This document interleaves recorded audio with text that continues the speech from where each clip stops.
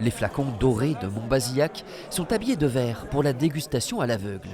32 cuvées participent au concours. Comme un tournoi de tennis, les vins s'affrontent en duel par phase d'élimination successive. Ruban blanc ou ruban bleu, à chaque tour, il faut choisir. À cette table, c'est le blanc qui a gagné. Le premier avait un côté un peu plus saturant, déjà presque un peu trop évolué. Donc le deuxième était plus sur la balance, sur l'équilibre entre acidité et élégance. Ce qu'on avait envie de trouver aujourd'hui, c'était des vins beaucoup plus de fraîcheur, pas forcément garnis de sucre comme tout le monde peut se le dire. Les jurés venus de toute la France sont des sommeliers formateurs. Ils ont le rôle clé de façonner les nez des futurs sommeliers.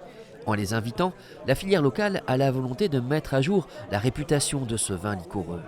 On a encore des dégustateurs, y compris des professionnels, qui ont une image un peu vieillotte du Montbazillac. Aujourd'hui, Montbazillac est un vin extrêmement moderne qui plaît beaucoup aux jeunes. Réunis ensemble pour la dégustation finale, les jurés ont levé leur verre bien haut pour désigner le vainqueur. Un vote serré. 23 blancs et 20 bleus. Surprise, pour la première fois depuis 1996, c'est la cave coopérative de Montbazillac qui a remporté le concours.